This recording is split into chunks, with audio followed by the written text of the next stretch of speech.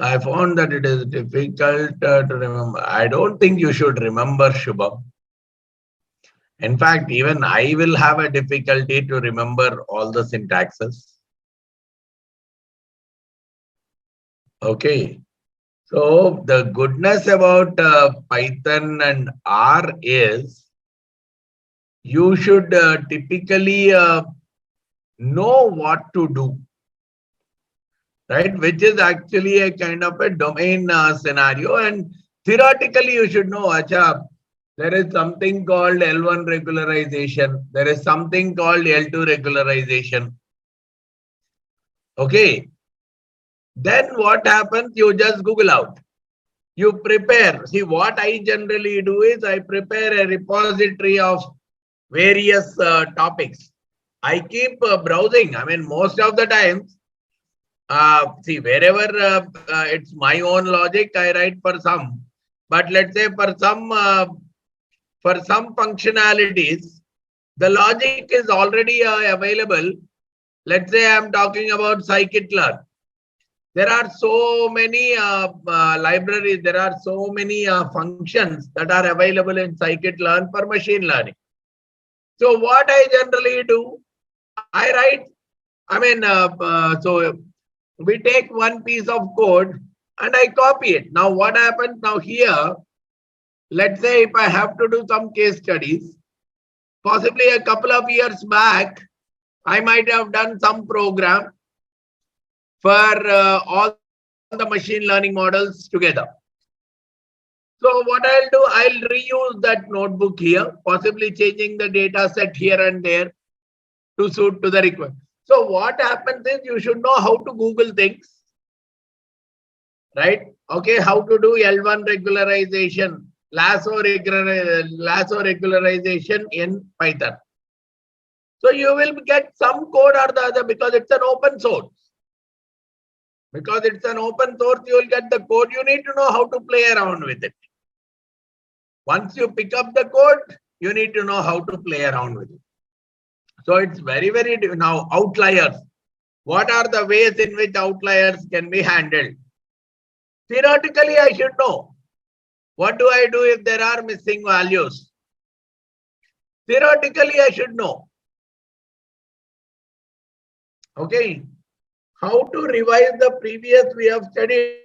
Just run line by line. That's the only way to revise. Run completely the whole module, right? Whatever the modules that I'm sharing, run it end to end and see how many you are able to understand. Now, every line that you are running is corresponding to some functionality. So what you have to do, you take another data set. There are so many data sets that are available on Kaggle.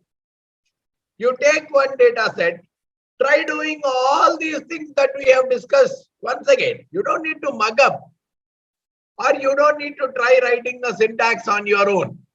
In fact, now, see, sometimes what happens for me when I take classes on R separately, I take on Python also separately.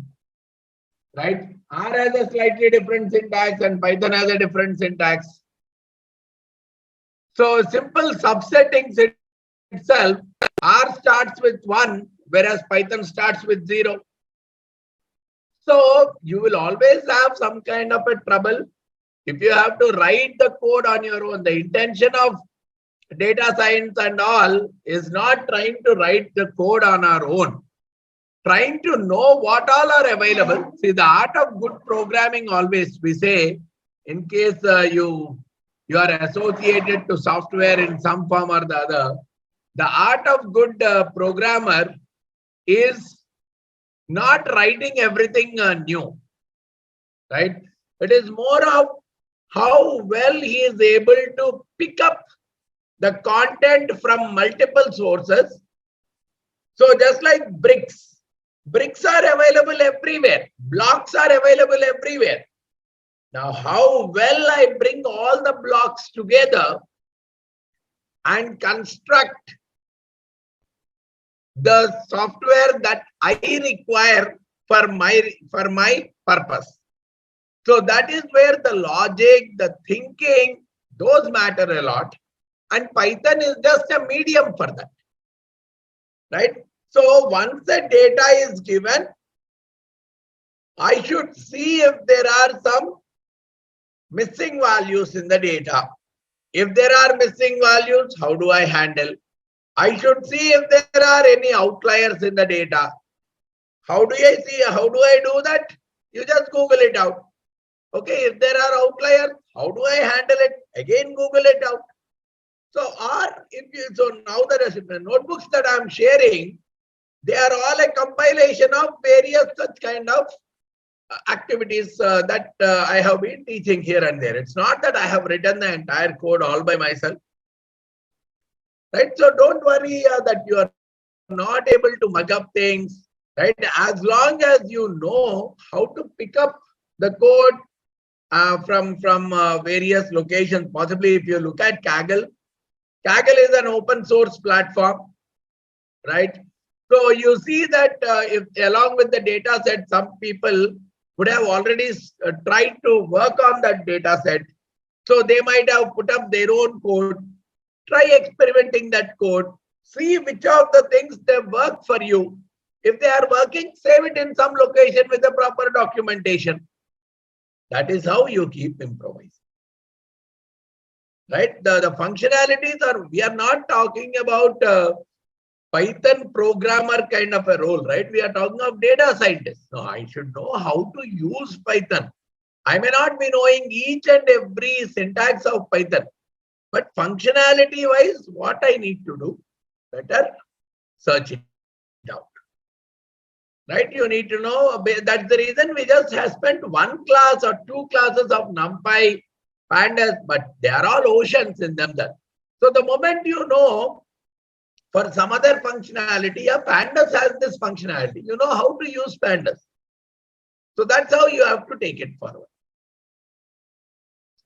All right. Okay, so I'll get started. So in the last class, we have primarily looked at the advanced linear regression, where we have actually focused on some of the important aspects like overfitting versus underfitting. So these are concepts.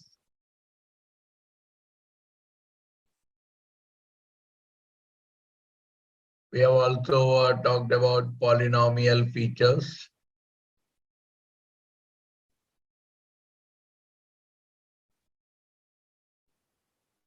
We also talked about L1 and L2 regularizations.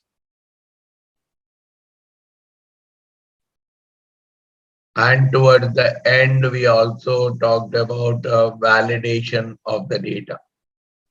So these are all some things that are very much needed when you are executing any of the models. See, once we are done with the conceptual aspects of all the various aspects, I'm going to take up one or two case studies on a quick note, where I want to run through the entire cycle, right from data cleaning to the other data handlings, to finally doing the modeling and finally evaluating, coming out with the best possible model. So I want to take up one or two case studies like that as well once we are done with the understanding aspects of various topics. All right. So now today we are going to get into working with features, otherwise called as feature engineering. So some again additional aspects of variables, columns is what we are going to look at today. So till now, I hope you are comfortable with the basics of Python, then descriptive statistics, making some basic inferences, linear regression, L1, L2 regularization. These are the things. Now, Another important aspect, we'll integrate all of them into our final case study. Data cleaning and pre-processing. This is something making the data ready for building model. Right? Once the data is ready, we will be ready to build our model. So there are two important aspects: cleaning the data and processing the data before building the model. Now in cleaning, we'll talk about handling outliers. So what if there are outliers present and what are all the methods? Of course, not all methods are available here itself. Possibly some of the methods I will take them up later on, especially when we are dealing with models and all. I'll talk about that.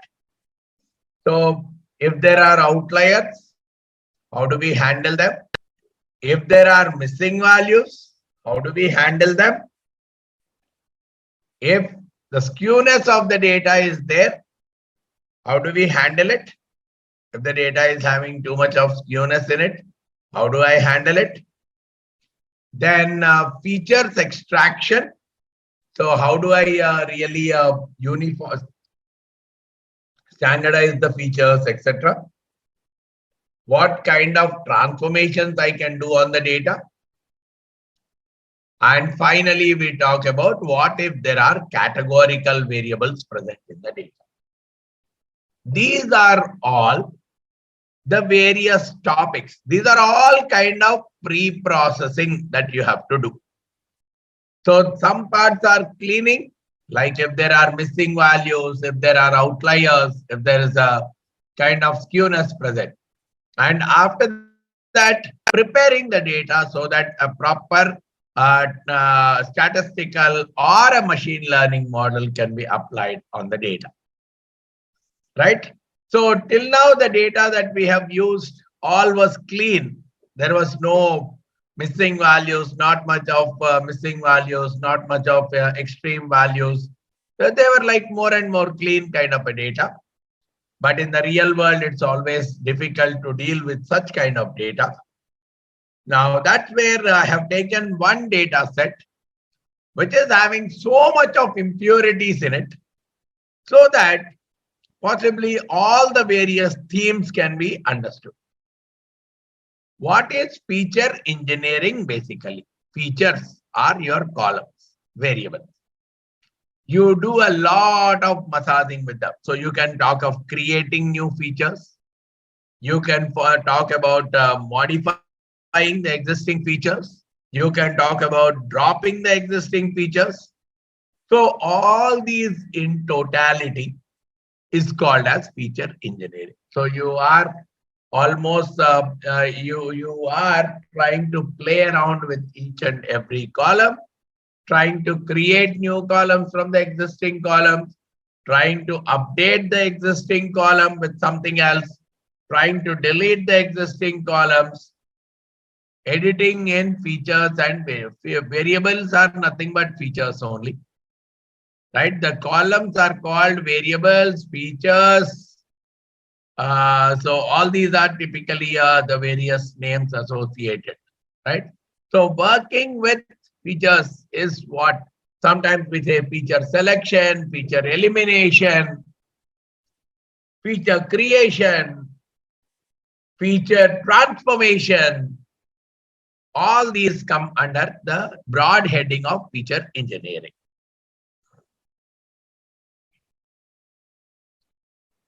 Before feature engineering, we need to deal with encoding if the data is non-numerical. Requesting some insights on the, we have the encoding here. If you see here, I'm going to talk about 4 different or 3 different forms of encoding. The label encoding, one-hot encoding, and hashing. So possibly then we will discuss, right? So in this module only we have that. Anyhow, I'm going to share the code with you.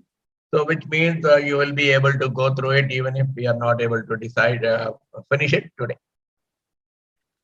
Okay, so data cleaning and data manipulation or pre-processing, all these are various names to it. They are all essential to good model building. So what is that I'm going to talk about here? I'm taking one simple data set which had some kind of missing values in it, which had some outliers in it, and which was suboptimally represented. It may not be even taking care of the entire, I mean, there are some missing values. In some cases, there are some columns which are zero variance columns. There could be some rows which do not have any observation at all. So that is what we typically call as a suboptimally represented. So I just add a row without any values. I just might be having a column with only one unique value. All these are coming out to be kind of suboptimally represented kind of a data. So here I'm taking this data set called train. Obviously, I'll share you this data set. Right? I'm again picking it up from my folder, which is the data IAI data science folder on my Google Drive. I am loading this data file called train.csv. Right? Possibly I can very well put a kind of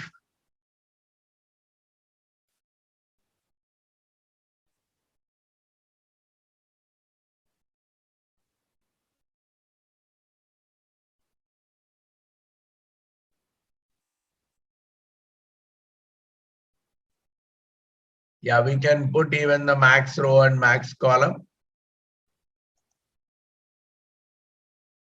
Can anyone tell me what is the typical syntax that you want to put for max column?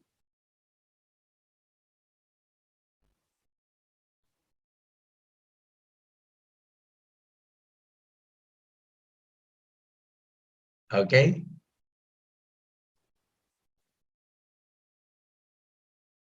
Anyone else? The complete syntax?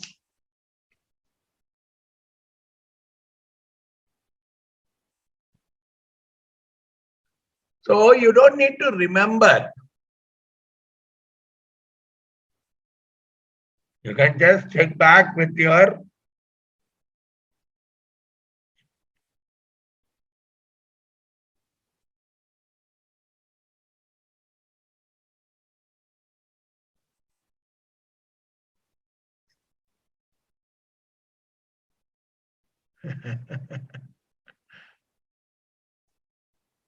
so you can directly pick it up from your, that is what I wanted to say. So you just need to pick it up from your previous thing. So if you want to set these two to be none, just pick it up from elsewhere. You just need to know that this is what I need to do. Okay, right. There are separate training programs on ML and Python offered by IAI. Does this program contain content of the two programs too? Yeah. Yes, to a large extent. See, obviously, if it is exclusively Python, probably a few more fields would have, few more functions would have been covered. Definitely. I have not gone through it, but ML is something that I myself have taken. Right? So generally what happens is from time to time, the content improves. It's not that I'll run the same data, same program every time. Even I get bored with that.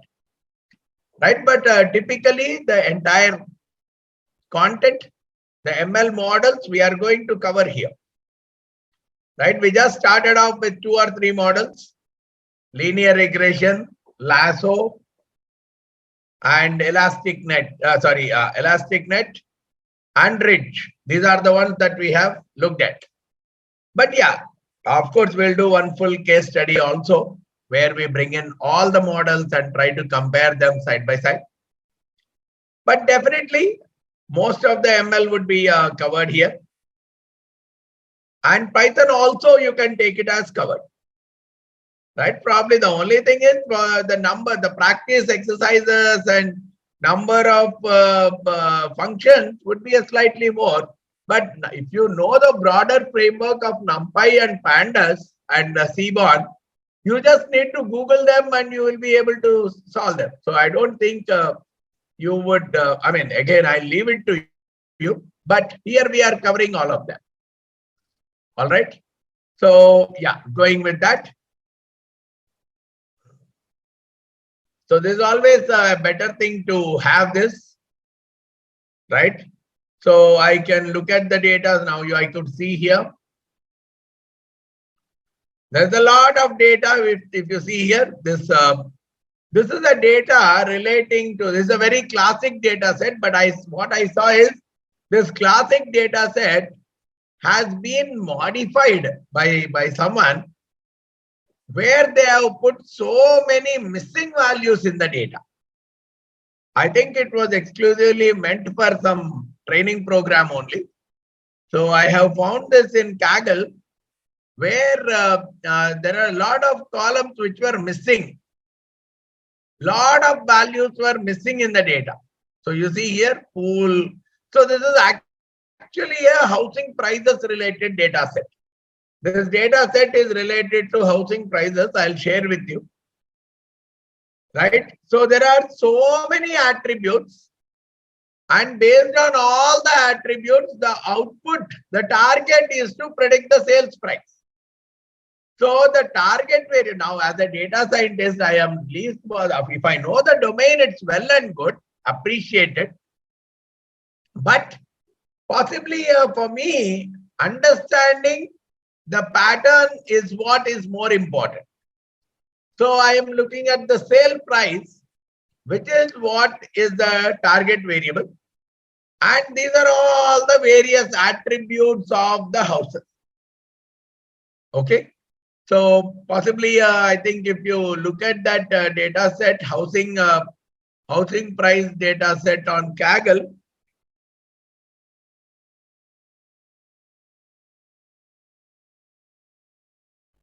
the explanation for all the variables should be there.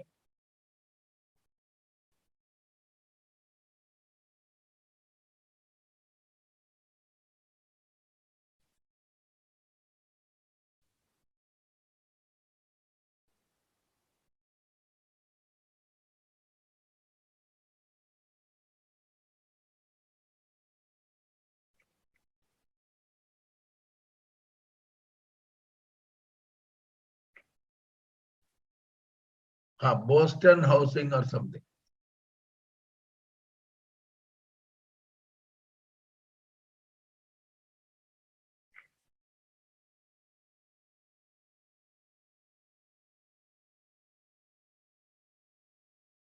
Not this one.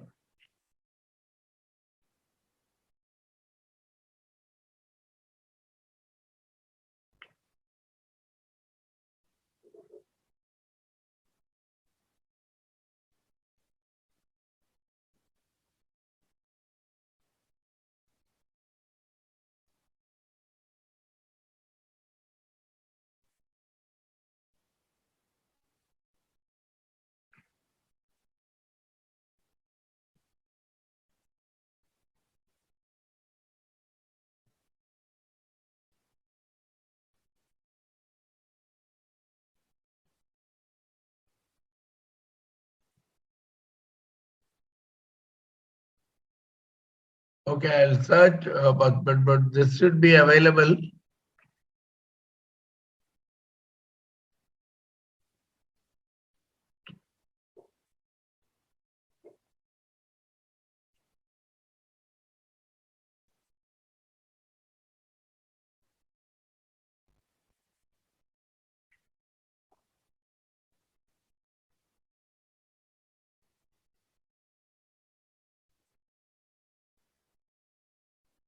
Is it California?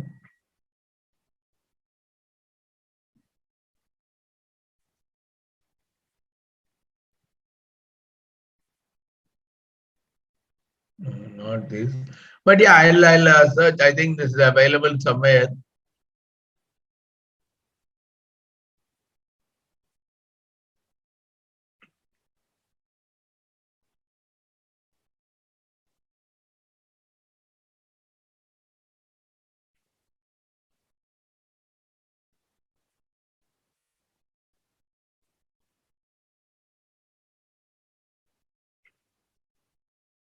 Yeah, this is the one.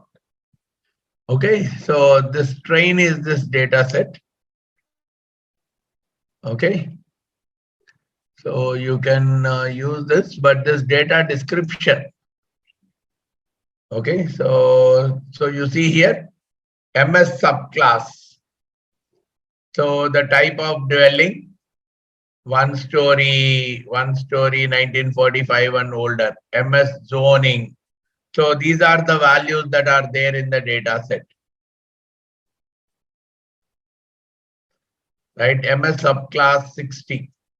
So for us, MS subclass 60 is nothing but two-story 1946 and newer. So that is this class called MS subclass. Then I have MS zoning. RLMS zone is nothing but residential low density area. So like this, you have the description. So we are talking about the price where these are the characteristics. The zoning is zoning classification of the sale. So is it an agricultural area, commercial area, industrial area, something. Then what is the lot frontage? Linear feet of the street connected to the property. So what is the, how much feet is the property to the street? Lot size in square feet. Type of road access to the property. Type of alley access to the property. General shape of the property. Like this, there are so many variables that are there. Now, so it's a very interesting data set. Possibly people try to work all various learnings that they had on these kind of data sets sometimes, right? Because they can actually experiment because this data set is like a very traditional data set. So they want to try out all their models and do some, if I'm introducing some new model, if I'm creating some new algorithm, possibly I may want to test it on this simple algorithm because on this simple data, because various algorithms I can run on the same data and I can say whether my algorithm is more powerful compared to the traditional algorithm. So that way, now if you look at here, for this data, people would have created some notebooks themselves. So you see here, imputing missing values. This guy has given some kind of mechanisms to impute the missing values, right? Or possibly dealing with outliers. So sometimes you can very well take the help of these kind of practices as well, right? So you can think of possibly sometimes I end up, in case I also Google something like this, and in case I find some good piece of code or some good function written by someone, I simply copy it into my teaching module. So that's how I keep going ahead. Okay, possibly some of these things, right? Even we have done, but of course slightly differently I have done. But obviously handling the missing values, right? I think some of these things possibly they have done slightly more different, looks like. But yeah, you can very well copy each of these codes and you can do a practice.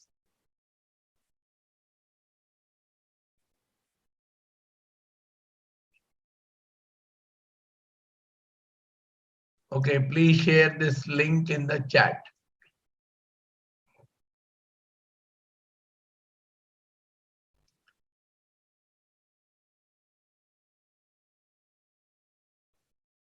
Yeah, but you all have to register on Kaggle, I suppose, if I'm not wrong.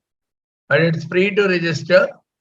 You can register and possibly you can get the data set. Okay. So now I'll come back. So this is the data set that we are loading. Now, obviously, because this data is having so many impurities, so or for that matter, before we start any analysis, we have to really do a good data understanding. we have to do data cleaning, data pre-processing. Then only we will be in a position to actually apply any machine learning model on the data. Now, if you really ask me, applying any machine learning model or running, because a lot of times people tell, I am very good at Python. I have done random forests. I have done light gradient boosting, extreme gradient boosting and all. Yeah. Even without knowing what is happening behind the scenes, I can very well execute them because it's one line of code in Python. But the pre-processing and the real background work, how well you are able to do on the data will differentiate how good is your model from your colleague's model, right? So our data has a lot many missing values. Possibly, if you really want to quickly look at it, right? I'll put df.info. So we could see here, overall there are 1460 rows, no problem. 1460 columns, sorry, 1460 rows, right? Some of them all are fine, but you see almost 200 and something missing values are there with lot frontage. Alley, only 91 values are there. Rest all are missing, right? And some of these variables are fine. Then I don't know what is this MAS VNR type. Some 8 values are missing. So here also some 30 values are missing, right?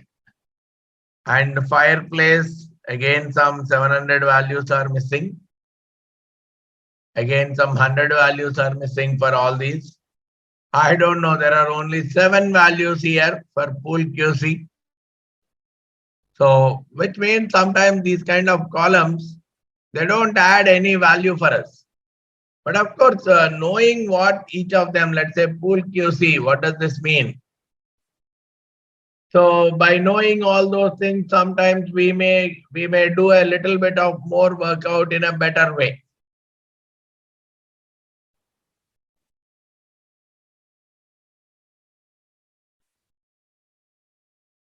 Okay, this would help us to take some call on some of the variables. Pool QC, pool quality, excellent, good, average or typical, fair, no pool. Okay, you can see here, only for 7 of them there is a value, but for all of them it is no pool. So because it's a no pool, probably it has they have written it as NA. But that NA not necessarily mean that the data is not available. It means no pool. Many houses may not have a pool at all. So we have to be very clear sometimes. Okay, miscellaneous features only 54 are available. So what I meant to say is there are some missing values present in the data, right? So obviously, if there are missing values present in the data, I cannot directly apply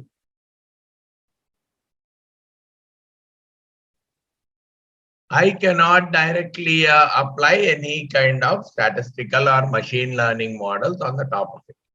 So obviously, I should be able to clean it and process it. So when I'm talking about the cleaning process, we are talking about handling outliers, handling missing values, and handling the skewness and kurtosis, especially talking about the non-normality present in the data. So we'll go one by one. Outliers. So just look at something, right? We have introduced the outliers yesterday and we have seen how the slopes keep changing. Now here also in the real world data, if you see, here I am talking about the sales price, right? I'm talking about the sales price and the living area. So GR living area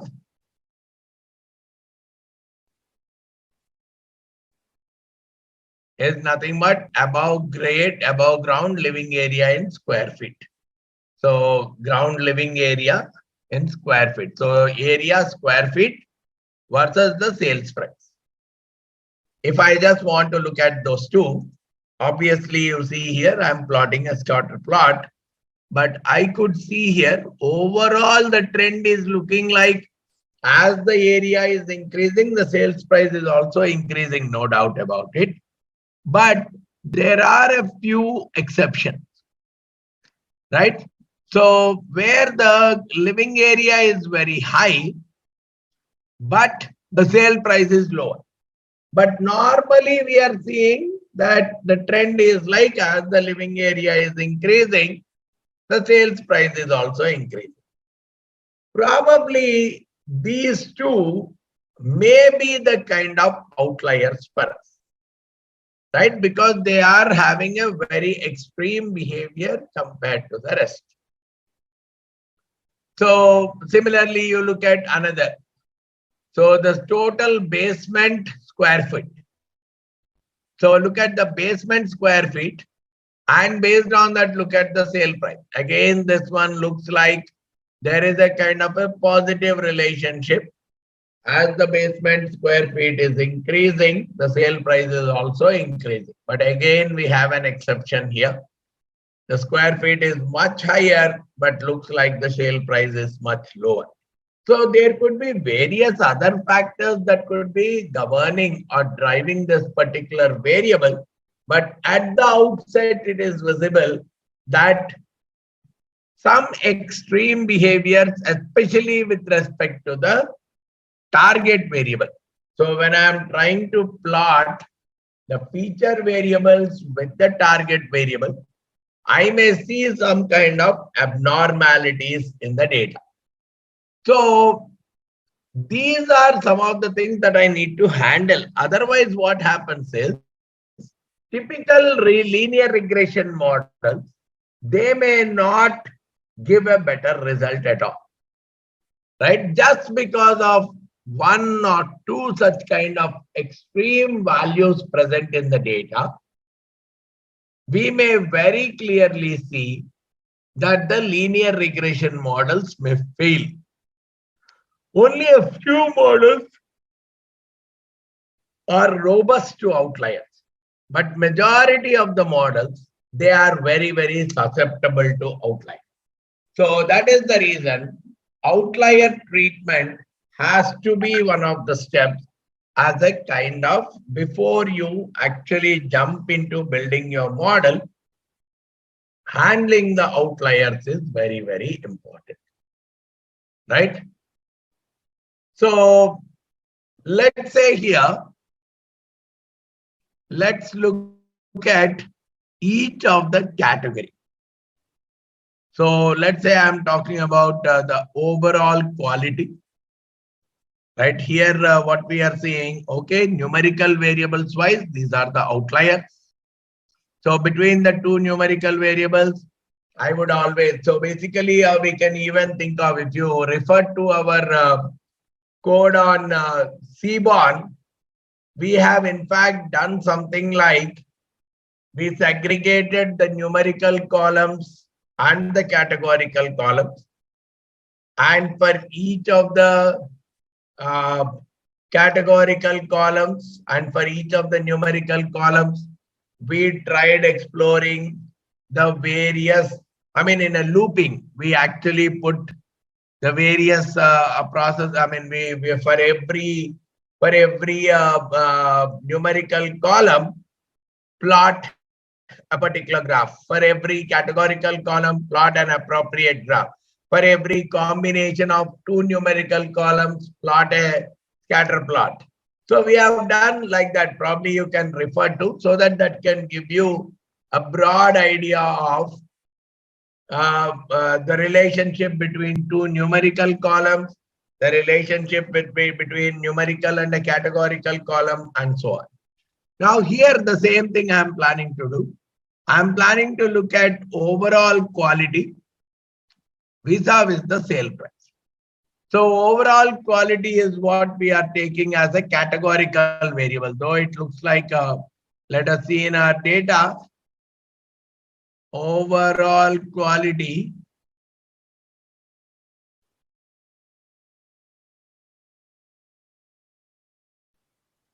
It's an integer variable, but I can very well take it as a category because it is having a 1 to 10 kind of numbers. So rather than taking it as a numerical variable, I am considering it as a categorical variable. And I'm trying to do a box plot.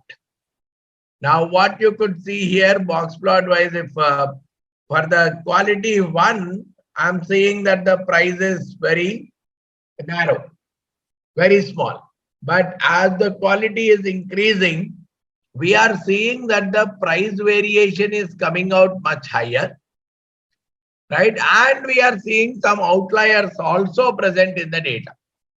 So the outlier can come not necessarily with only numerical columns together, even with the categorical columns also, I can very well see the presence of the outlier. So sometimes I can say, though we are talking about the houses with a 10 as the sale price, as the overall quality, still some of them in that 10, they are very underpriced.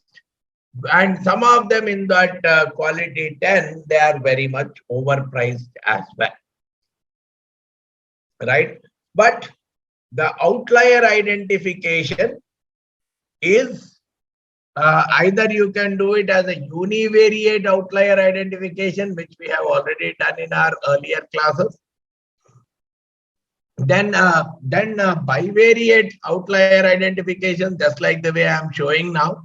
You can plot either a regression scatter plot and see what all could be the outliers, or you can very well go with a box plot and see categorical variable wise what could be the outliers. But whatever is the way you identify your outlier, treating the outlier is a very, very important one. Because the moment I have an outlier in my data, my whole model will get biased. So the entire machine learning that we are making on our model, so they take a lot of time to get trained, and not only a lot of time, possibly the accuracy of each of the machine learning models or statistical models, whatever I am considering, they all will be at stake. So overall, our final decision, right, the accuracy of the model or the error associated with the model, they all will get hampered just because of presence of few outliers in the data. Only very few machine learning models like decision trees, random forests, etc., which are the tree-based models, those models are more robust to outliers, but majority of the other models are very sensitive to outliers, right? Which means their entire quality, their entire accuracy, their entire learning from the data becomes at stake. Now, which means what is the way that I should go ahead handling the outlier? Normally, the first approach is a univariate approach, which is not that robust because it takes only one variable at a time. So this you could have done based on the earlier mechanism that we have discussed also. You can talk about 4 standard deviations away from the mean on the upper side or the lower side. Or so basically, earlier we have talked about 3 different approaches to identify outliers.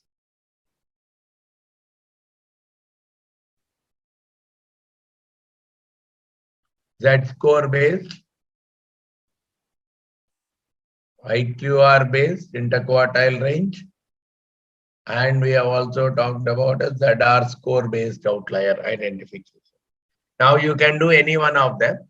So based on each of them, you know what is an allowed minimum and allowed maximum.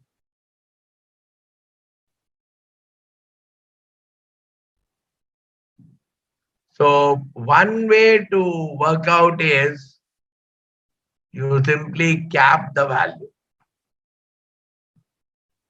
So you can simply say any value less than the allowed minimum, you set it to the allowed minimum. And any value that is greater than the allowed maximum, you set it to allowed maximum through any of these mechanisms. So sometimes you may find that the Z score might be a better one. So in that case, find out what is the mean minus the 4 times the standard deviation. If there is any value that is below the 4 standard deviations from the mean, cap it to that value itself. And similarly, but you have to, so anything you are doing like this, you have to write it as a part of the scope or the limitation of the model. This model cannot take up the loan amounts which are higher than this. Cannot take up the square feet which are more than 3,000 square feet. Right? Like that, whenever you are putting some kind of a cap, you have to identify it very clearly as a limitation of the model. So that is the univariate. So you can either do these three, which we have already defined earlier, or you can use the visualization using scatter plots, histograms, box plots. Look out for the extreme values, right? Or we have discussed about the mechanism. Either take a normal distribution, 3 or 4 standard deviations from the mean, or take an interquartile range, 1.5 or 3 interquartile range away from Q1 and Q3. But you try to identify the thresholds. You try to identify the thresholds and either say drop it. There are two ways once your threshold. So here I am talking about either cap it, cap to the minimum allowed minimum or allowed maximum value. Cap it or remove them altogether. All possibilities are there. But and most of the times what the modeler will end up doing is try all the combinations and see in which case the results are coming out to be better, because there is nothing called this is right, this is wrong. I try all combinations and finally test which one is performing better in my case. So here I'm simply dropping, let's say based on the living area, right? I'm assuming that beyond 4,000, let's say we want to say beyond 4,000 is like an outlier. Right now, how many standard deviations away and all, possibly we can work out with the earlier code that we have put. See how many standard, what is the cutoff associated with 4 standard deviations, etc. Or possibly here itself, you can very well think of, okay, let's do one more thing.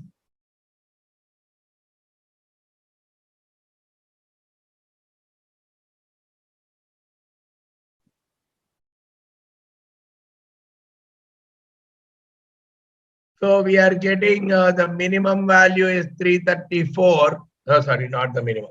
The mean value is 1515, right? So possibly I want to take it just for the sake of argument. I want to take this plus 4 times the standard deviation, let's say.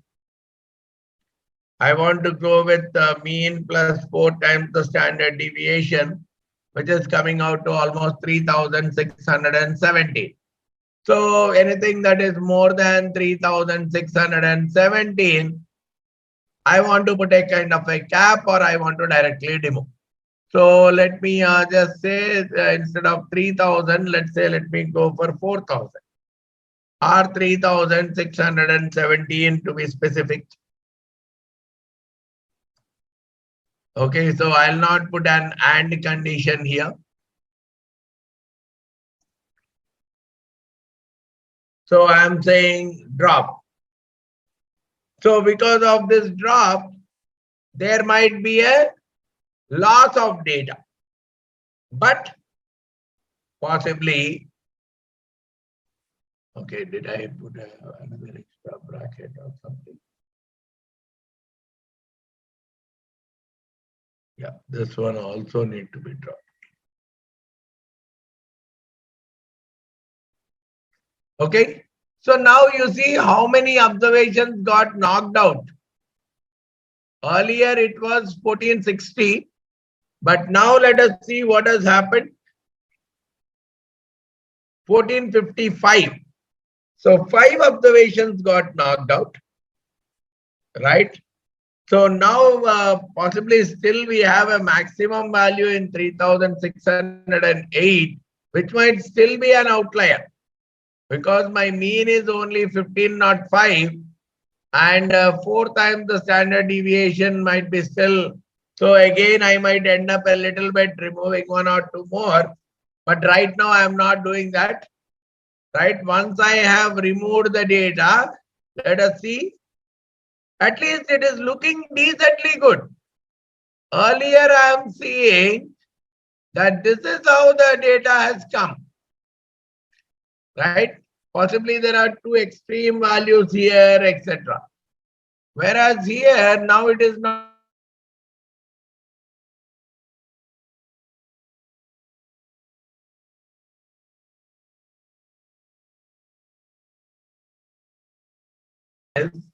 Basically, when you are removing the data, right? One is so basically in the original data, this is what I had.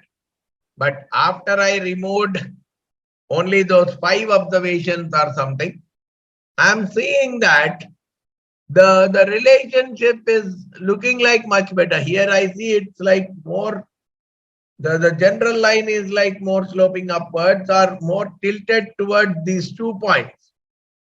Whereas here it is sloping more upward. So even when you go for a regression, the model outcome will be different in both these cases. So we will implement them, but this is what I wanted to show as one concept, especially removing the outliers or capping the outlier. So here we have dropped. Instead of drop, you can very well think of setting it to a minimum value, or so you can make it NA and then NA fill. We have already done these things earlier. So you can make it as NA and you can fill the NA with the minimum value or a maximum value or some kind of a predefined value, etc. Okay. Now the second approach, second and third are the real interesting approaches for handling the outlier. They are very, very interesting approaches to handle your outliers. The second is a multivariate method, right? I'll be talking about the mechanism called DB scan.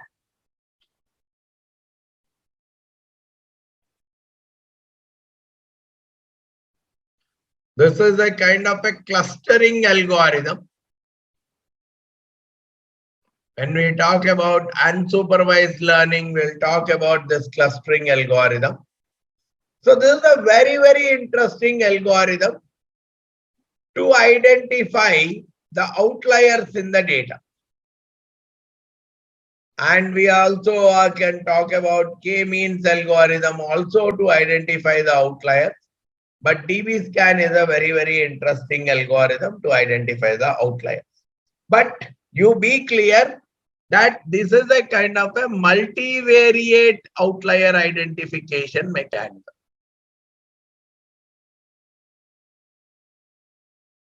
This is a multivariate outlier identification mechanism.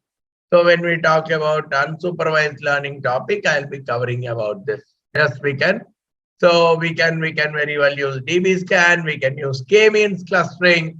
So these are all different kinds of clustering techniques. So basically in the unsupervised learning, when we are talking,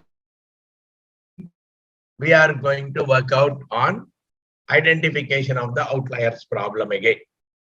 Then we would also be seeing that the different algorithms like random forest, extreme gradient boosting.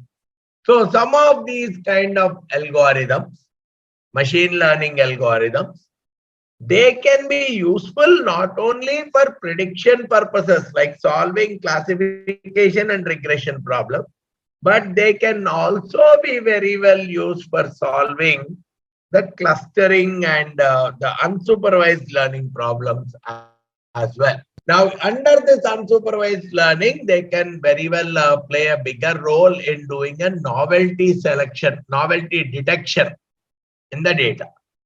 And novelty detection is nothing but identifying the out. I mean, some cases of novelty detection can very well be attributed to outlier identification. Novelty is something new, something different. That is what is also kind of outlier. So possibly right now, hold on to them.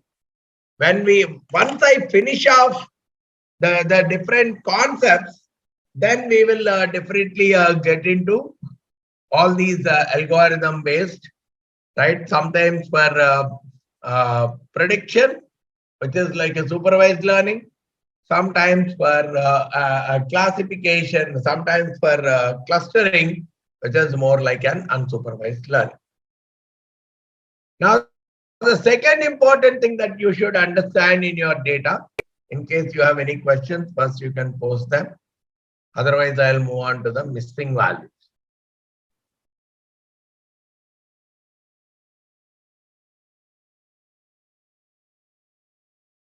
All right, you can post them. So we have seen here in our data when we did that info, we have seen that there are a good number of columns, at least a few columns, which had very extreme number of missing values in it, right? So we can even think about row wise. So you see here, there are a few rows. Row number 40 has almost 15 columns as missing. Row number 1012 again has 15 column values missing for 15 columns. Row number 1219 and so on. So basically I'm saying there are a good number of rows which had 15, 14, 11, 10 kind of values missing. So one way I can think of is, can I delete the rows? Right? It's very obvious that your data can have some missing values most of the times, because either it is like sometimes there was a manual data entry and possibly people missed out entering the values. Their data could be corrupt for some reason, or possibly so I mean sometimes some feature values I would not be able to measure them in some cases. So instead of measuring them, I have just put a kind of a blank. And as we have already discussed, if there are missing values in the data, the power of my model, the fitness, the accuracy of the model will get badly affected. Lot of models are very, very susceptible to outliers. Some models cannot, very few models are robust to outliers again. Tree-based models are again robust to outliers. But again, all other models, they are not robust to outliers, which means they don't even work. They'll throw an error. So it's very, very important that I understand the missing values in the data and I do something to it. One thing that we say is remove the rows. First approach is remove the rows. Now, in this data, if I do that, it is very surprising that I will not be left with even a single row. Right? You could see here there are some columns like pool quality, etc. We had only 7 observations in that particular column. Only 7 observations are there. All the remaining 1,453 rows, that particular column is a blank. And I don't know, those 7 rows might be blank in some other column. So it looks like if I'm dropping a row, even if there is one missing value in that row, I'm dropping a row, even if there is one missing value in that row, I'm ending up with 0 rows. So there is no point in doing this exercise. Only when you have the number of missing values is very, very small, like around 2% or 3% of the data, not more than that. In that case, you can say, let me drop the rows, because you are still left with the remaining 97, 98, 99% of the rows. Only 1, 2, 3% of the rows may not impact the overall analysis. But it is quite visible here. The entire 1460 rows are missing now. Right? So if the number of missing values are very large, don't get into this approach. Right? That would totally result in it altogether a different model. Don't get into that approach. What is the percent here? No, I mean, it is out of the total number of features. So we had 80 features altogether, right? So out of the 80 features, 15 features are blank. Out of the 80 features, 15 features are blank. So 15 divided by 80 is what is 18.75%. So here we are saying how equal to any is nothing but in a row, any, even if a single, how equal to any is nothing but even if a single value is missing in that row, we are dropping. Even if a single element drop NA, so you look at this. Drop NA, how? By default, it is any. Any is referring to if there is even a single missing value in that particular row, drop that row. When you say all, only if all the elements are missing in that row, then only you drop it. So otherwise, you can specify what is the way in which you want to drop the missing values. Okay, so if I say all, I could see that I'm having 1455. Right? If I'm saying all, I'm having 1455. So which means possibly I'm only those. I mean, all are there because there is not even a single row where all the values are missing, because we have seen the maximum is only 15 values are missing out of 80. So we don't have a single row where all 80 values are missing. If they are missing, then possibly we have to drop that particular row. Now the second approach that we say is remove the column. If there is a missing value, remove that particular column. Now for that we are trying to see out of our data, so how many columns are there? Now pool QC, we had total of 1455. We know that. Out of 1455, Pool QC, we are having 1450 missing values. MISC features 1401. ALE 1364. So we could say that these are 99.65% missing values are there. 96.28% missing values are there.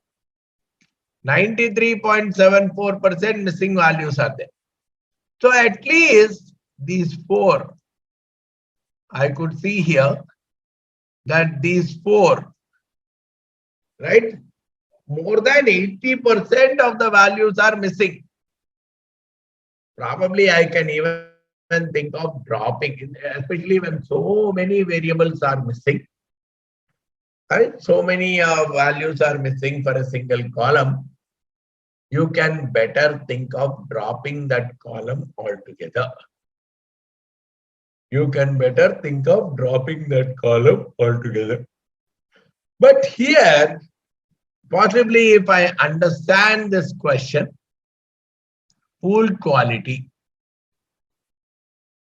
no pool at all. So when there is no pool, NA was written because there was no pool.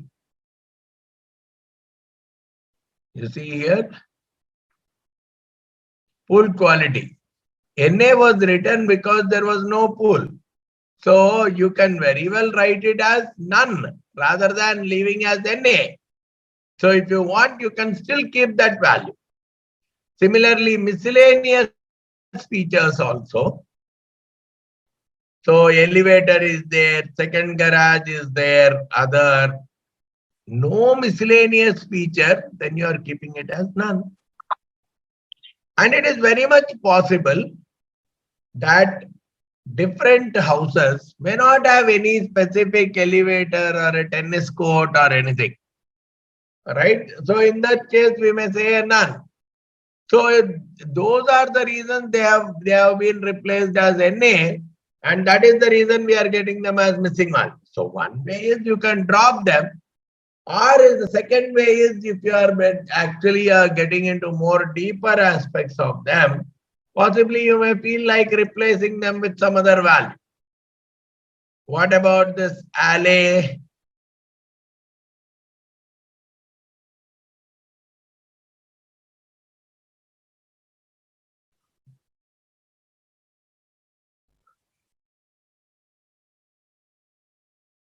Type of ALE. So no ALE access. That is what is NA. Right? And it might very well be possible that majority of the houses are not having any kind of an ALE access, and so I may or may not want to drop them. Now fence also 80% of the values are showing blank, and which is what is saying no fence is there. So we might want to replace those things rather than delete. We might want to say none, or it's not about not available, right? It means that there is no fence, the data is available. And similarly, the fireplace quality, right? Like this. So in some cases, the number of missing values are much lesser. In some cases, much larger.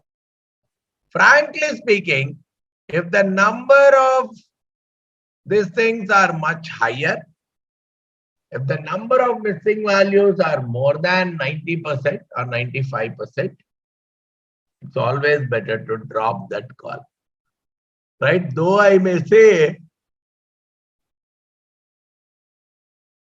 I will replace NA with none, NA with no pool, NA with no miscellaneous feature. But still, 99.65% of the data becoming no pool, which means almost one single value is dominating the entire data, especially the pool quality and miscellaneous features and ALE. More than 90% is by one single value only. Even in that case, though it is not a missing value, but still one single value is dominating the entire column. Even that would not add much value to the model. So even from that perspective also, it may be worth dropping that column. So we will typically drop some of the things. So at least the top 4, which are at least 80% missing. According to me, anything that is having more than 50-60% missing values, any column with more than, unless you are talking about data running through few millions or few lakhs at least. But if you are talking about few thousands, then you can still stick to that 50-60%. But if your data is running into few lakhs, then you can still consider 70-80% also missing, right? But otherwise, better drop the column. So wherever you have this 80% missing, I would like to drop these. I want to try all combinations for you. That's the reason this story is looking very interesting. So I am taking 4 columns and I am dropping them directly. I am taking the 4 columns and I'm dropping them. Not necessary, I'm telling you again, right? Possibly you could have replaced the NAs with none or something. But still, especially when the missing values are too high, it's always better to drop those columns from the analysis. Then the next thing we talk about is imputation. As I have told you earlier also, I'm not a big fan of imputation, right? I typically do imputation, but which are model-driven imputation. I'll talk about that model-driven imputation again during our algorithm discussions, right?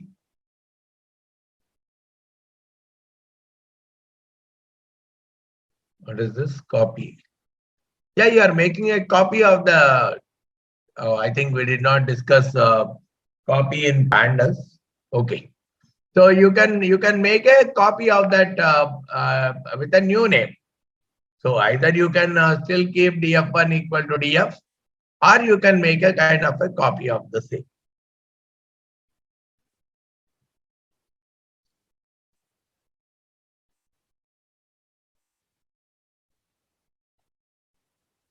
But once you make a copy, there is no relationship between the older one and the newer one.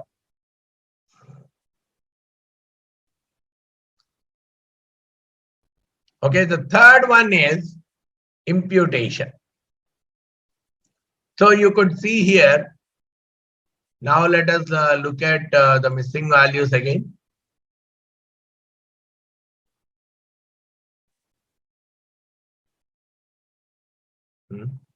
Okay, I think we have called it df1, right?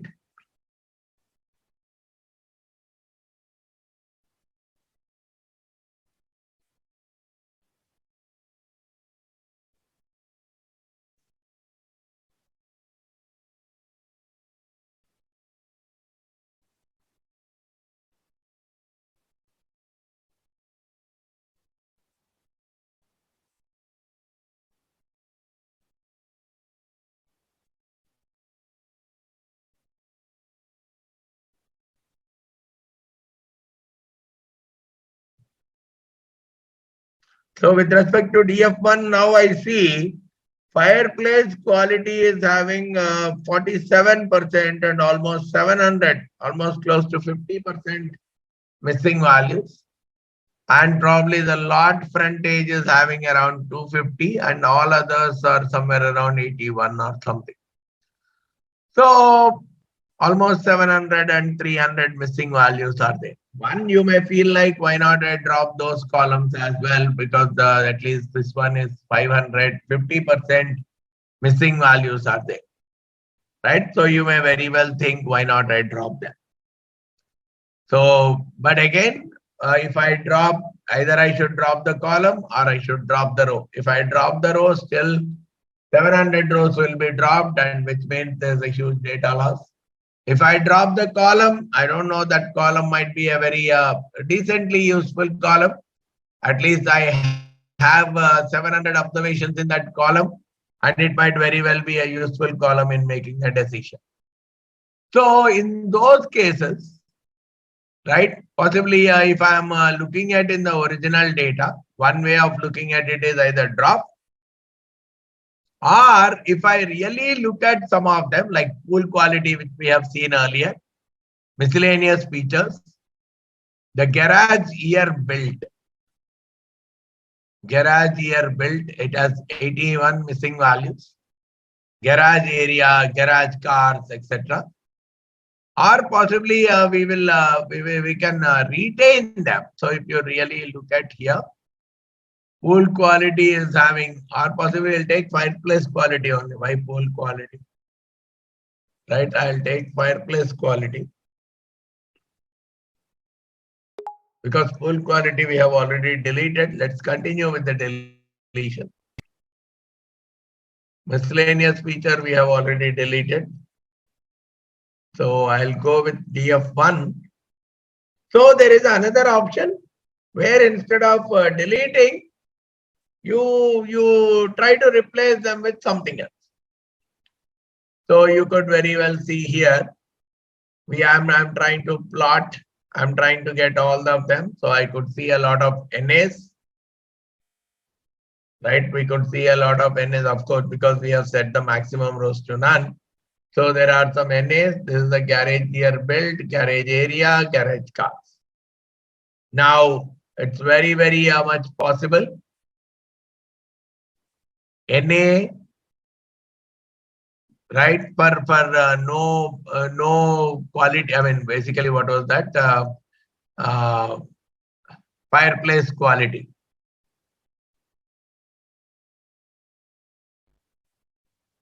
You see here, no fireplace.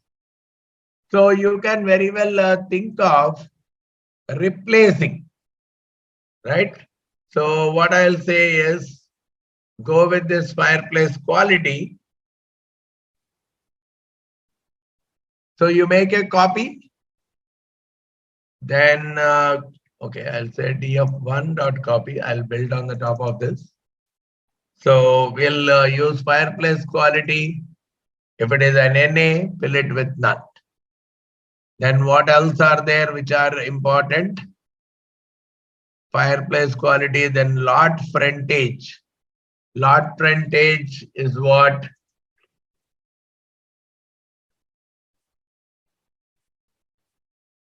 Okay, linear feet of the street connected to the property. So lot frontage is not a categorical variable. Garage quality we can think of. Right, let us see the garage quality. NA means no garage. So possibly I would think of replacing the garage quality also. I'll say garage quality fill with none. Then for each of these, garage year built, right? Garage area, garage cars, how many cars are there in the garage, etc. So if at all any kind of garage year built, probably may not be a good idea, but yeah, the year in which the garage was built, if I put a kind of 0, then it means that it was not built or something. So I can very well think of possibly doing that exercise, and after that replacing all of them with zeros. At least for these two, it looks fine. Garage area is 0, number of cars in the garage is 0, but probably garage year built 0 may not be a good idea. So what I'll do, I'll take out garage year built from here. Right, I'll not go with replacing it with any other value. So let's say this is what I'm taking. So you could clearly see, we could clearly see here. So wherever it is not available, then it is replaced with a 0 because garage area is actually 0. 0 means it was not available and it was made like a blank. So sometimes you may want to do, so basically 3 things we have done till now. remove rows or drop rows or drop columns,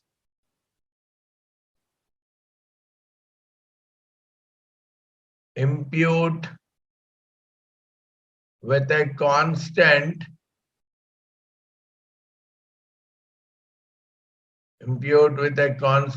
based on business logic.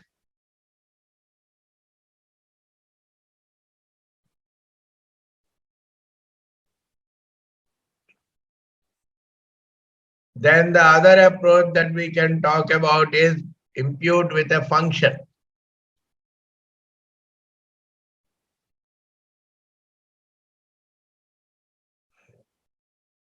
So mean, median, mode, minimum, maximum with some such kind of a function. So possibly, let's say I'm talking about lot frontage. Lot frontage is typically a numerical. We have talked about it. So what is the linear feet of the street? How far is the street from the property? How far is the nearest street from the property? So again, I just wanted to showcase, in reality, this is a very bad approach, right? Replacing it with a mean, replacing it with a median or something. It does not look interesting, right? So it's always kind of not suggested. But because here I wanted to demonstrate, I thought that I'll go with a mean in some case.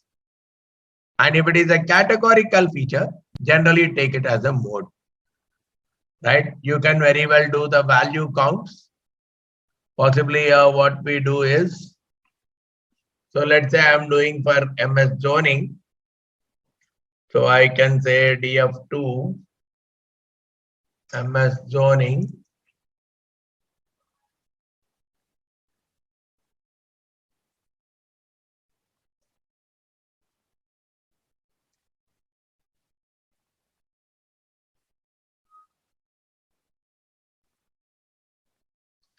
So you see, RL is the one that is the mode.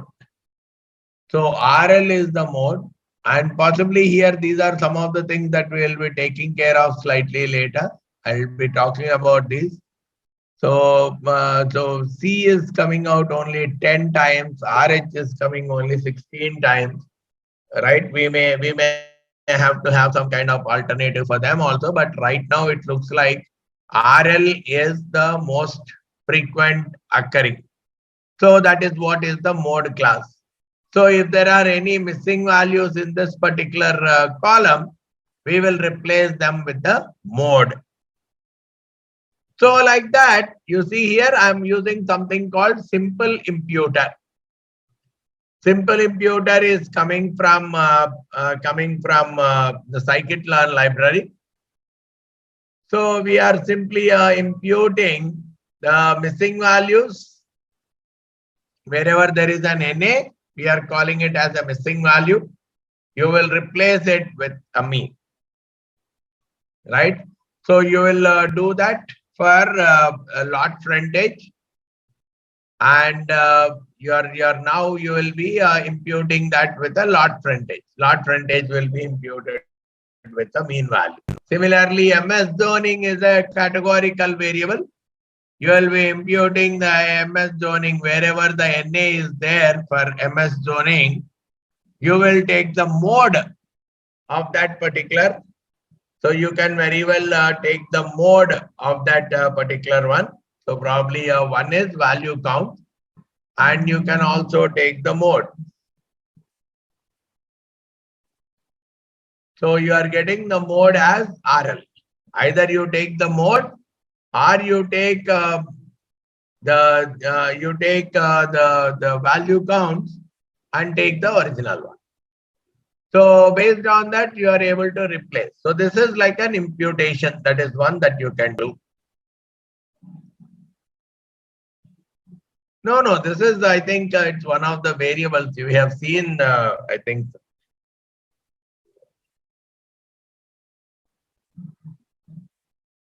See, this is zoning classification of the sale. A is agriculture, C is commercial. Now RL is residential low density, park, and something like this. So this is the attribute of the data set. Okay. Then we have a few other approaches to handle the missing values. Impute the missing values with a estimated by another predictive model. So here we use some models like K nearest neighbors, classification, or regression. This is a very interesting aspect. Or you use a random forest based classification or regression. So here what happens is, right, let's say you have a data. These are your columns of the data. These are your rows of the data. Right?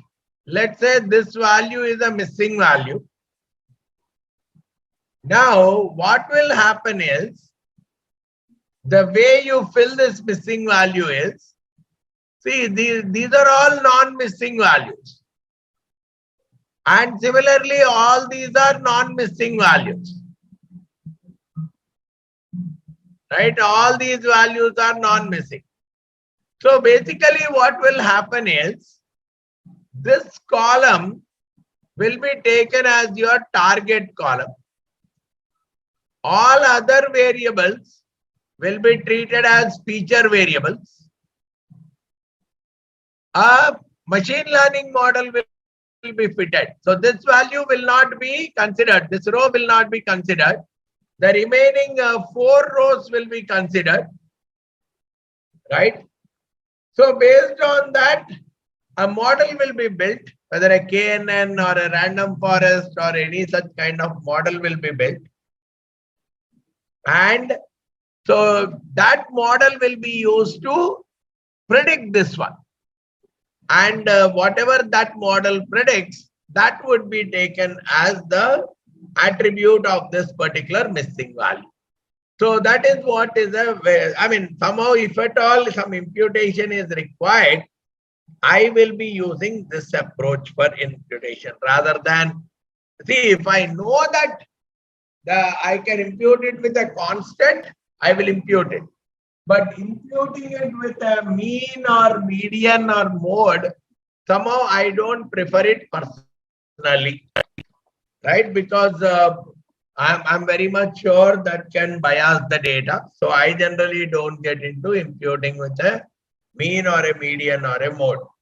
If I can impute with a constant, because I know something, like in the earlier case we talked about NA means none, right? Garage area, NA means no garage at all. So I can take the area as 0. So in those kind of cases, imputing with a constant, I am pretty much fine. But imputing with mean value and all, somehow I am not that comfortable with. So use the various algorithms. So basically I can use different kinds of algorithms as I have talked about. The KNN base, the random forest base. I can use different decision trees kind of approaches, etc. Right? Or in some cases, value estimated by another predictive model. So basically I can very well do some kind of clustering. So in the unsupervised learning also, I can use either supervised learning or unsupervised learning mechanism to typically predict my missing values as well. Okay, so that's the second aspect. So there are different approaches. Obviously, I want to showcase as many as possible. So I have one good case study. Once we are done with all these, I have an end-to-end solution. Couple of end-to-end solutions are there. So depending on how much time permits, we will be running those algorithms. So we will be running those end-to-end mechanisms and doing the verifications as well. Then the third element, one is outliers, two is missing values. The third one is skewness, right? So, are you getting some kind of disturbance? Is there any external disturbance that you are getting? Because there is actually some temple related activity is going on. So much of noises coming from outside. You are not hearing any other external noises, right?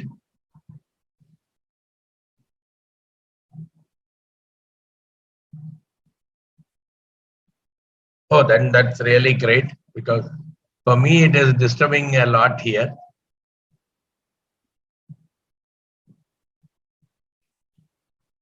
Okay, fair enough.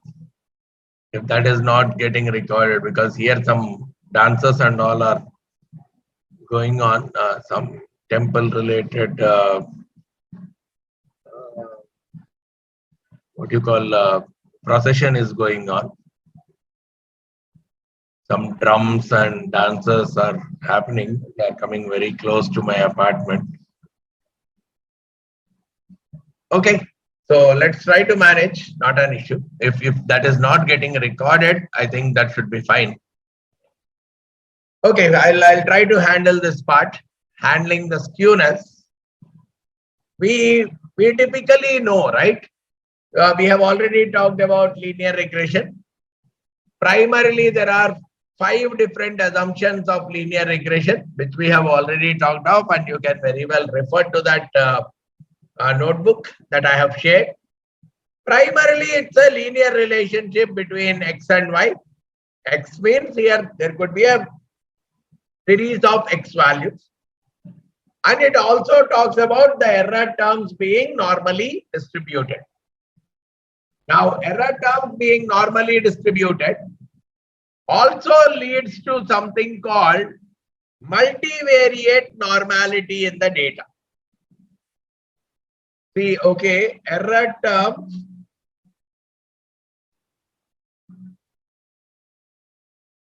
normally distributed. And we also say, and we are talking of y equal to b1 x1 sum a plus b1 x1 plus b2 x2 plus and so on bn xn plus epsilon. Now what we are saying, this epsilon has to be normally distributed. So if I take these things to the other side, y minus of a plus b1 x1 plus b2 x2 bn xn is normally distributed because it is epsilon. This is equal to epsilon. So this entire thing is normally distributed. So the sum or difference is normally distributed. Here the difference of 2 major entities. So this is nothing but y minus y hat. This is normally distributed. So to a large extent, what we will assume is y has to be this. If the difference of 2 normally distributed, if I am talking of two different values which are normally distributed, their difference is also normally distributed. So from there, I can very well say that y should be almost normally distributed, and y hat also should be normally distributed. Y hat is nothing but it is made of x1, x2, xn.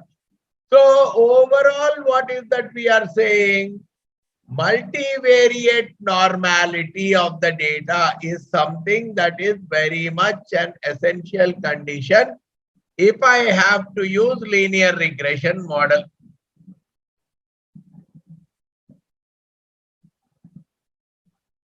Okay, if the data set is imbalanced, what best we can do? I did not come to that scenario till now. Right? We have different mechanisms to handle. We did not come to the modeling part still. Right? The imbalanced data set will come in the modeling aspect. we have different mechanisms like oversampling and undersampling, or without doing any of them, we have some kind of metrics like Cohen's kappa, etc., which can really help you in assessing the accuracy of the model without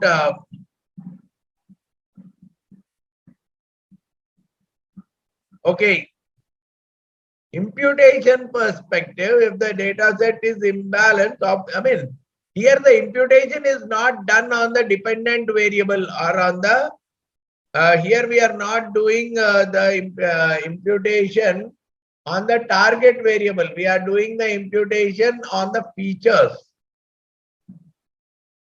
Right? The imbalance as such is a word that is coming more from the perspective of the target, not from the perspective of the features. But yes, when you are saying model-based imputation, that particular feature will become the target during the model-based imputation, right? In that case, still that's okay. I mean, if the imbalanced data set is also there, not a problem, because when we are running a model-based imputation, it would typically consider, I mean, it will not modify the, I mean, it will not do a kind of oversampling or undersampling under that scenario. So, I mean, imputation as such, the first thing is always remove. But when we are trying out different, because I will not suggest a mean or a median based imputation much of the time. I would only suggest a model based imputation. And now you are bringing in what if there is a kind of an imbalance for that particular variable? What if there could be an imbalance in the data set as such? So, I mean, it is very much possible. But again, we have to, I mean, I don't have a ready-made solution for that. Because generally in imputation, we don't do the oversamplings and undersamplings before building the model.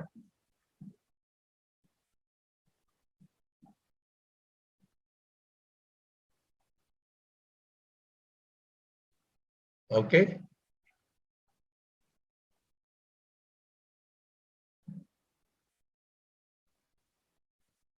So we want multivariate normality in the data, right? So almost all the variables should be normally distributed. That is what we are calling as multivariate normality. So just like the way presence of outliers, just like the way presence of missing values, etc., will bias my model, will make my model unstable. Even if I have too much of skewed variables also, any variable having a very high skewness, any high variable that is having a high kurtosis, which is violating the aspects of normality very heavily, you would find that there could be a lot of problem with that kind of a data as well. Again, your linear regression models will have a problem.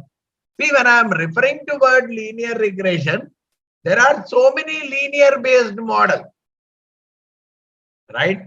So your traditional logistic regression or even the lasso, etc., that we discussed, they are all linear based models only. Now they all will get impacted.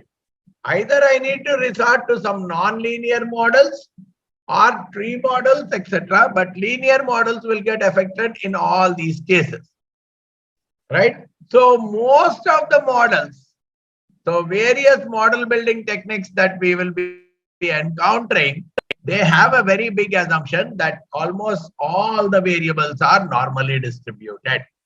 So at least the skewness, coefficient of skewness of all those variables is approximately 0. So if at all we are seeing any variable that is having a very high levels of skewness, right? So it is better that we try to address it. So how do I do that?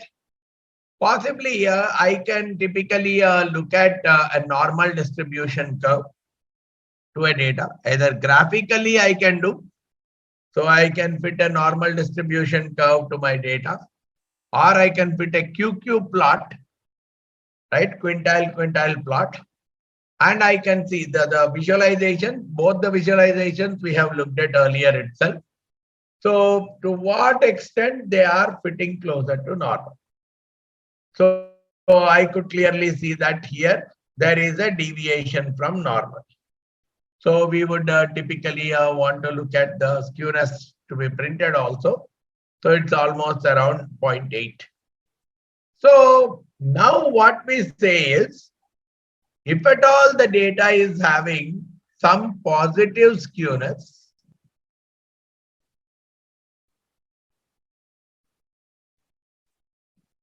try to reduce the skewness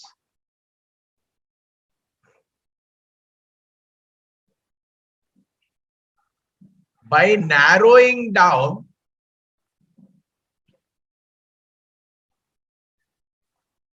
the range of the data. What do I mean by narrowing down? So apply some mathematical function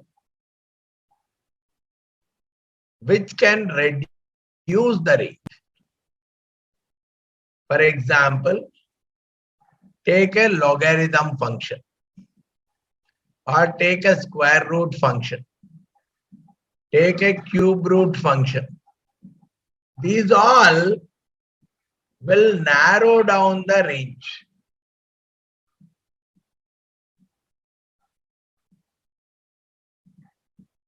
And on the other hand, if you are having a negative skewness, take a mathematical function which can increase the range, like e to the power x squared, x cubed, x power 3 by 2, something like this. So these are the ones that can increase the range, which could increase the skewness.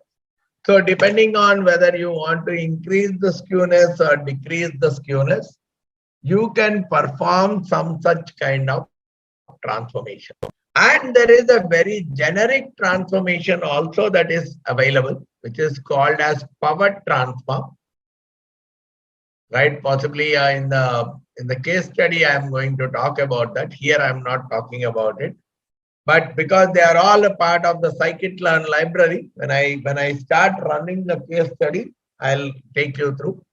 So there are two major power transforms called Box-Cox transform and Eo-Johnson transform.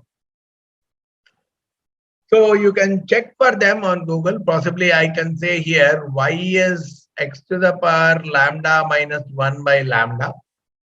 And here there are 3 or 4 different scenarios. 4 different equations in different scenarios. So you can Google them out. But typically, these are also some kind of transformations. The objective of all these, whether it is this or this, the objective of all these is to ensure that the data is coming pretty close to normal. Now you could clearly see here, if I am typically applying a logarithm, doing nothing, I am simply applying a logarithm to that living area. Earlier we found that the skewness is 0.8. I simply applied a logarithm to that data. Right? Let me see now. If I apply a logarithm, you could see that to a large extent, this, of course, there are a few things that are falling off, but more or less compared to the earlier case, I could see that there are a good number of points that are falling on the diagonal. So even if I compute the skewness, it is just around minus 0.12. So it is very, very close to 0. Very, very close to 0, which could be an indication that my data can be overall treated close to normal. So instead of using the living area just like that, I can use the logarithm of the living area. Similarly, I can think of applying a square root transform. Right? Probably on the square root, what is happening? 0.33. It is also still compared to the original data, even this one has reduced the skewness altogether. So you could typically by doing all these activities, it is very much possible that every column I do all these kinds of transformation, and based on that I try to remove the outliers, I try to handle the missing values, I try to handle the skewness. So once I do all these things, my data cleaning process is over. Right now, I would have to move forward in terms of preparing the data so that a model can be applied on the top of the data. Now, that is where we will move towards our next step, which is what is the feature extraction. Okay. So I think I want to stop this session here today. So we will continue with the feature extraction in our next session. Anyhow, I'm going to share this sheet with you people. So in case you want to go through the next part of it, you can very well go through. I'll have to share the data set along with this code file with you people.